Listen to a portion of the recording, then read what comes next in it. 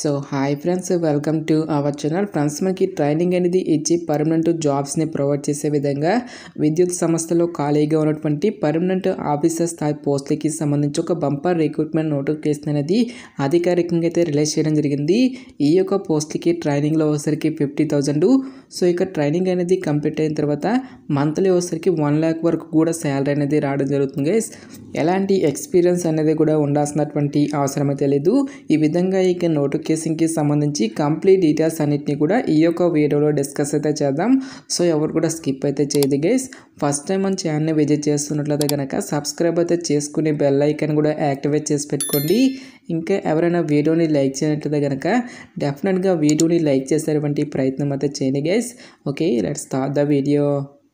Friends, ఈ యొక్క పోస్టులకి సంబంధించి ఇంపార్టెంట్ డేట్స్ విషయానికి వచ్చేట్లయితే కనుక సో మనకి February 1st నుంచి కూడా అప్లికేషన్ ప్రాసెస్ అనేది స్టార్ట్ కావడం జరుగుతుంది. ఇక లాస్ట్ డేట్ విషయానికి వచ్చేట్లయితే కనుక February 28th వరకు కూడా ఈ యొక్క రిక్రూట్మెంట్కి ఆన్లైన్లో అప్లికేషన్స్ అనేవి సబ్మిట్ అయితే చేసుకోవాల్సి అయితే ఉంటుంది. సో ఇక పోస్ట్కి సంబంధించి ఎగ్జామినేషన్స్ అనే మనకి ఏప్రిల్లో కండక్ట్ చేస్తాము అని చెప్పేసి ఇక్కడ మనకి 22 డేట్స్ అనేది కూడా నోటిఫికేషన్లో క్లియర్గా మెన్షన్ చేయడం జరిగింది. సో ఇక పోస్ట్లకి సంబంధించి అప్లై లింక్స్ అన్నిటిని కూడా వీడియో డిస్క్రిప్షన్లోను కామెంట్ సెక్షన్ అయితే ప్రొవైడ్ అయితే చేస్తాను గైస్.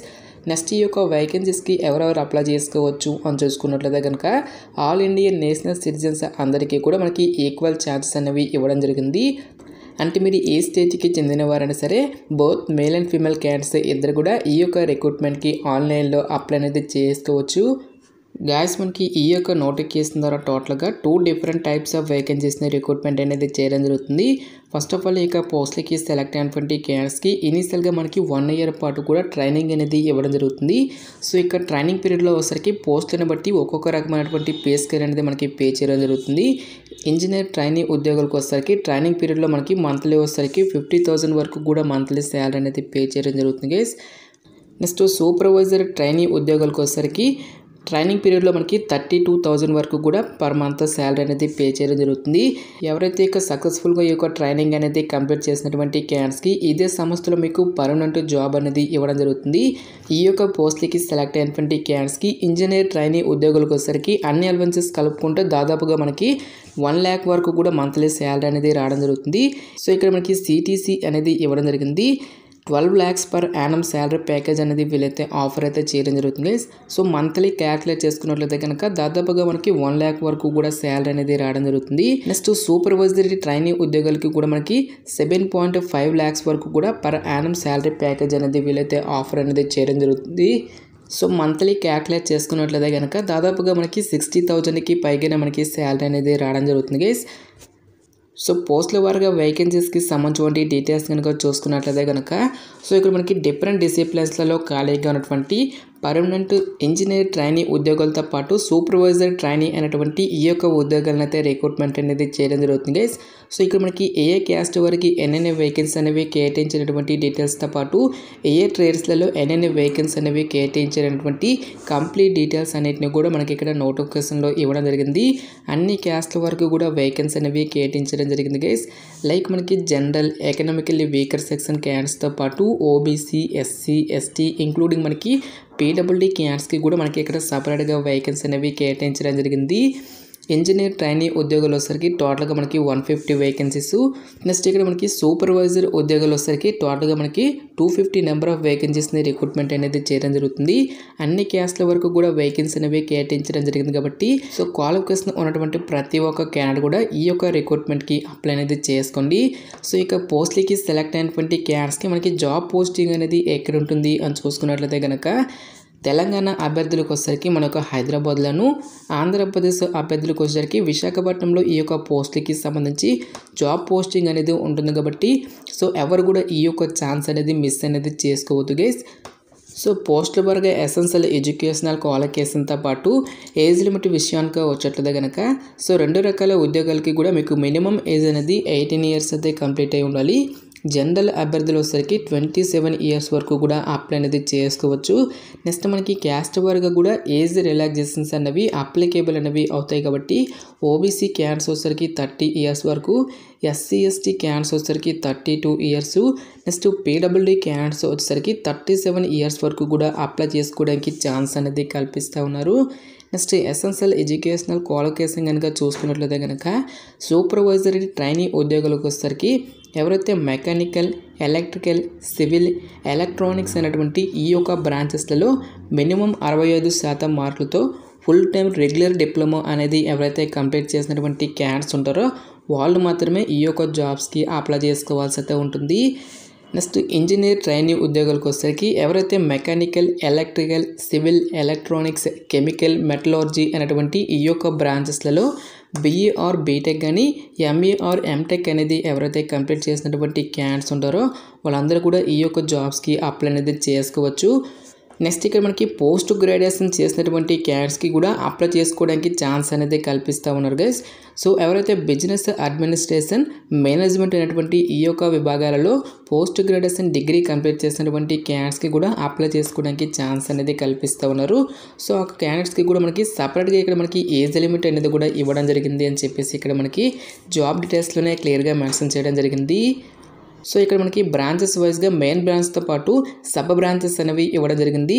సో ఇక్కడ ఇచ్చేటువంటి ఈ యొక్క బ్రాంచెస్లలో ఎవరైతే BA ఆర్ బీటెక్ కానీ లేదంటే డిప్లొమా అనేది ఎవరైతే కంప్లీట్ చేసినటువంటి క్యాండిడేట్స్ అందరూ కూడా ఈ యొక్క జాబ్స్కి అప్లై చేసుకోవడానికి ఛాన్స్ అనేది కల్పిస్తూ ఉన్నారు.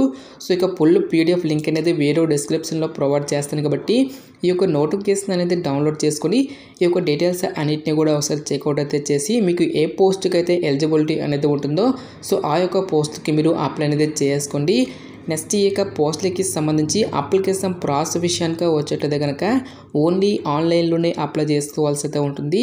నెక్స్ట్ ఈ యొక్క పోస్టులకి సంబంధించి అప్లికేషన్ ఫీజు విషయానికి వచ్చేట్లయితే కనుక జనరల్, EWS, OBC క్యాండిడేట్స్ వచ్చేసరికి 600 రూపీస్ ఎగ్జామినేషన్ ఫీజుతో పాటు ప్రాసెసింగ్ ఛార్జెస్ అనేవి కూడా కలుపుకొని టోటల్గా మనకి 1072 రూపీస్ అప్లికేషన్ ఫీజు అనేది మీరు ఆన్లైన్లో పే చేయాల్సి అయితే ఉంటుంది.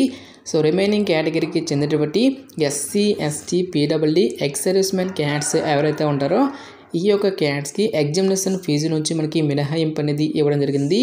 ఓన్లీ ప్రాసెసింగ్ ఛార్జెస్ అయినటువంటి 472 రూపీస్ అప్లికేషన్ ఫీజు అనేది మీరు పే చేస్తే సరిపోతుంది గైస్. నెక్స్ట్ ఈ యొక్క పోస్టులకి సంబంధించి సెలక్షన్ ప్రాసెస్ అనేది ఏ విధంగా ఉంటుంది అని చూసుకున్నట్లయితే కనుక కేవలం మనకి ఒకే ఒక రిటర్న్ ఎగ్జామినేషన్ ద్వారా ఈ యొక్క వేకెన్సీస్కి సంబంధించి సెలక్షన్ అనేది కంప్లీట్ అయితే చేయడం జరుగుతుంది. సో ఇక్కడ మనకి ఇంజనీర్ ట్రైనీ ఉద్యోగాలకి సంబంధించి డీటెయిల్గా ఇక్కడ మనకి సిలబస్ అనేది ఇవ్వడం జరిగింది. టోటల్గా మనకి 240 మల్టిపుల్ చాయిస్ క్వశ్చన్స్ అనేవి ఆడడం జరుగుతుంది. 240 మార్క్స్ 150 మినిట్స్ పాటు కూడా ఈ యొక్క ఎగ్జామినేషన్ అనేది కండక్ట్ చేయడం జరుగుతుంది గైస్. సో సిలబస్ విషయానికి వచ్చేట్లయితే కనుక సో మరి ఏ విభాగంలో అయితే ఒక పర్టికులర్ క్వాలిఫికేషన్ అనేది కలిగి ఉంటారో సో ఒక రిలవెంట్ డిసిప్లిన్ నుంచి 120 మల్టిపుల్ చాయిస్ క్వశ్చన్స్ అనేవి అడగడం జరుగుతుంది. 120 మార్క్స్. నెక్స్ట్ రీజనింగ్ నుంచి 50 క్వశ్చన్స్, నెక్స్ట్ జనరల్ నాలెడ్జ్ నుంచి 20 క్వశ్చన్స్, జనరల్ ఇంగ్లీష్ నుంచి 50 మల్టిపుల్ చాయిస్ క్వశ్చన్స్ అనేవి అడగడం జరుగుతుంది. ఓన్లీ ఇంగ్లీష్ అండ్ హిందీ లాంగ్వేజ్లో మాత్రమే మనకి ఈ యొక్క క్వశ్చన్స్ అనేవి రావడం జరుగుతుంది. నెక్స్ట్ ఇక్కడ మనకి సూపర్వైజర్ ట్రైనీ పోస్ట్కి కూడా మనకి ఇక్కడ సిలబస్ అనేది ఇవ్వడం జరిగింది. ఈ యొక్క పోస్టులకు వచ్చేసరికి టోటల్గా 100 మల్టిపుల్ చాయిస్ క్వశ్చన్స్ అనేవి మీరు ఏ విభాగంలో అయితే ఒక పర్టికులర్ క్వాలిఫికేషన్ అనేది కలిగి ఉంటారో సో ఒక రిలవెంట్ డిసిప్లిన్ నుంచి 100 మల్టిపుల్ చాయిస్ క్వశ్చన్స్ అనేవి అడగడం జరుగుతుంది. నెక్స్ట్ మనకి రీజనింగ్ నుంచి 20 క్వశ్చన్స్, జనరల్ నాలెడ్జ్ నుంచి 10 క్వశ్చన్స్, జనరల్ ఇంగ్లీష్ నుంచి 20 మల్టిపుల్ చాయిస్ క్వశ్చన్స్ అనేవి అడగడం జరుగుతుంది. ఈ విధంగా మనకి టోటల్గా 150 క్వశ్చన్స్ అనేవి అడగడం జరుగుతుంది. 150 మార్క్స్ 120 మినిట్స్ పాటు కూడా మనకి ఈ యొక్క టెస్ట్ అనేది కండక్ట్ చేయడం జరుగుతుంది గైస్. ఈచ్ వన్ కరెక్ట్ ఆన్సర్కి మనకి 1 మార్క్ అనేది కేటాయిస్తారు. ప్రతి రాంగ్ ఆన్సర్కి కూడా మనకి 1/4 నెగిటివ్ మార్కింగ్ అనేది కూడా ఉంటుంది. సో 4 మిస్టేక్స్కి 1 మార్క్ అనేది డిడక్ట్ చేయడం జరుగుతుంది అని చెప్పేసి ఇక్కడ మనకి రిక్రూట్మెంట్ నోటిఫికేషన్లోనే క్లియర్గా మెన్షన్ చేయడం జరిగింది. నెక్స్ట్ ఎగ్జామినేషన్ సెంటర్స్కి సంబంధించిన డీటెయిల్స్ అని మనకి ఇక్కడ నోటిఫికేషన్లో అయితే మెన్షన్ అయితే చేయలేదు గైస్. సో ఫర్దర్గా మనకి ఆఫీషియల్ వెబ్సైట్లో ఇక్కడ డీటెయిల్స్ అన్నిటిని కూడా అనౌన్స్ చేసేటువంటి ఛాన్స్ అనేది ఉంటుంది.